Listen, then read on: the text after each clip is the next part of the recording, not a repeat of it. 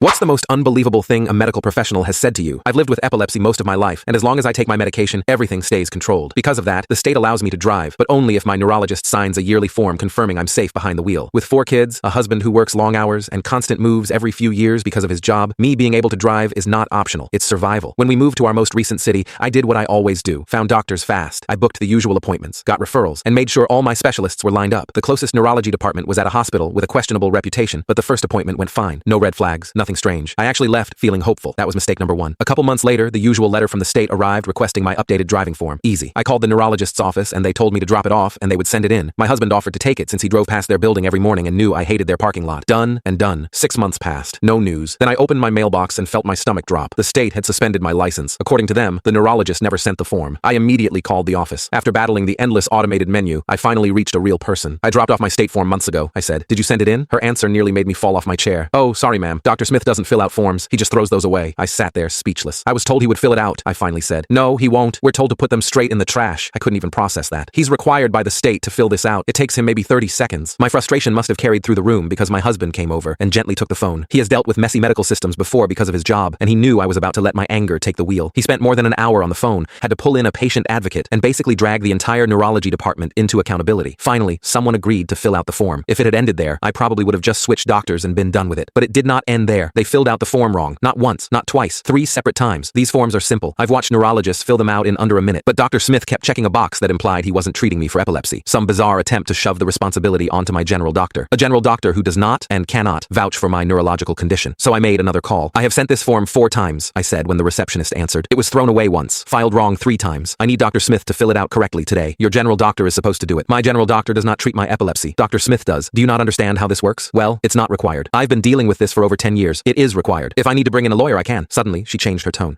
Yes, you can stop by. My husband offered to come with me, partly to help, partly to keep me from saying things I might regret. On the drive over, even he could tell I was loading up years' worth of medical frustration. He took the form from me before we walked in. I had highlighted exactly what needed to be filled out and even added step-by-step instructions in the margins like I was teaching a student. I told him clearly, if this comes back wrong again, I'm filing every complaint possible. He went inside and asked for the head nurse directly, avoiding the front desk entirely. He waited for the form to be filled out, printed, and confirmed as faxed. When he returned, I took one look at it and immediately knew the nurse had forged the doctor's signature. I didn't blame her. She looked like someone trapped under a bad boss. Once my license was reinstated, I filed every official complaint I could. The hospital board, internal quality departments, and the state medical board all heard from me. I left detailed reviews online so others wouldn't get trapped like this. I found a new neurologist 40 minutes away. Honestly, the drive is peaceful. About a year later, someone told me that Dr. Smith now has signs all over his office saying, if you're mean to me, I'll be mean to you. People see the signs and immediately leave. And apparently, that department hasn't been able to keep support staff since. I'm guessing there were consequences, just not the kind he expected.